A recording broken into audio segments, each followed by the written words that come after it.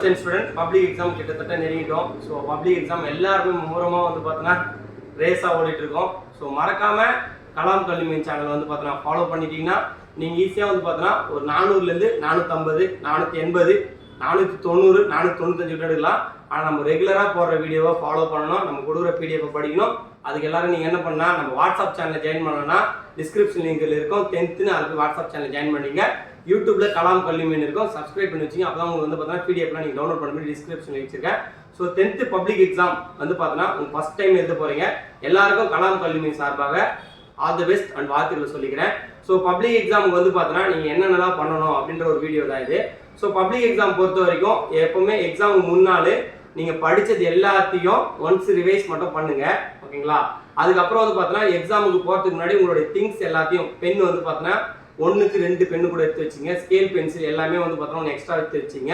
எக்ஸாமுக்கு வந்து பார்த்தீங்கன்னா ஒரு 1 ஹவருக்கு முன்னாடி போனாலும் நல்லது தான் ஃபர்ஸ்ட் எக்ஸாம் மட்டும். ஸோ சப்போஸ் ஆர்டிக்கு தராமல் சம் ஸ்கூலில் பிஃபோரே வர சொல்லுவாங்க.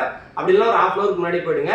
உங்களோட சிட்டிங் பிளேஸ் வந்து பார்த்தா ரோல் நம்பர் ஒட்டியிருப்பாங்க. அந்த ரோல் நம்பர் எந்த ரூமில் இருக்கோ அந்த ரூமில் போய் உட்காருங்க. ஃபர்ஸ்ட் வந்து பார்த்தீங்கன்னா உங்களுக்கு எந்த கடவுளை பிடிக்குமோ அந்த கடவுளை வணங்கிங்க. அதுக்கப்புறம் வந்து பார்த்தீங்கன்னா கொஸ்டின் பேப்பர் கொடுத்து ஒரு 15 நிமிஷம் வந்து பார்த்தீங்கன்னா கொஸ்டின் பேப்பர் ரீட் பண்ண சொல்லுவாங்க. ஸோ அது எல்லாத்தையும் ரீட் பண்ணுங்க. அதுக்கப்புறம் வந்து பார்த்தீங்கன்னா நம்ம கொடுக்குற கொஸ்டின் எதுக்காக கொடுக்குறாங்கன்னா எல்லா கொஸ்டின் நம்ம எழுதுனன்றதுக்காக தான் கொடுக்குறாங்க. ஸோ எந்த ஒரு கொஸ்டின் ஸ்கிப் பண்ணாமல் ஃபர்ஸ்ட்லேருந்து லாஸ்ட் வரைக்கும் கம்ப்ளீட் பண்ணுங்க. அதே போல் வந்து பார்த்தீங்கன்னா உங்களுக்கு எது கீவேர்ட்ஸ் இருந்ததோ அதை அன்லைன் பண்ணுங்க. அதே மாதிரி அதுக்கப்புறம் வந்து பார்த்தீங்கன்னா எந்த ஒரு ஆன்சர் எழுதிட்டையும் ஓவர் ரைட் மட்டும் பண்ணிடாதீங்க. ஸோ 1 மார்க் எழுதுறதுல ஆப்ஷனை போட்டு எழுதுங்க. 2 மார்க் எழுதுனா அந்த பகுதி நம்பரை போடுங்க. எல்லாத்தையும் வந்து பார்த்தீங்கன்னா நீங்கள் தெளிவாக எழுதுனீங்கன்னா 10th நீங்கள் நினைக்கிற மார்க் உங்களுக்கு கைகூடி உங்களுக்கு கண்டிப்பாக கிடைக்கும். ஸோ அதுக்கு எல்லாத்துக்கும் நாங்கள் கண்டிப்பாக உறுதுணையாக இருக்கோம் நம்ம சேனல். ஸோ மறக்காமல் நீங்கள் என்ன பண்ணால் 10th ஸ்டூடெண்ட் எல்லாருக்கும் இந்த வீடியோவை ஷேர் பண்ணி விடுங்க. நம்ம வாட்ஸ்அப் சேனலில் ஜாயின் பண்ணிங்க.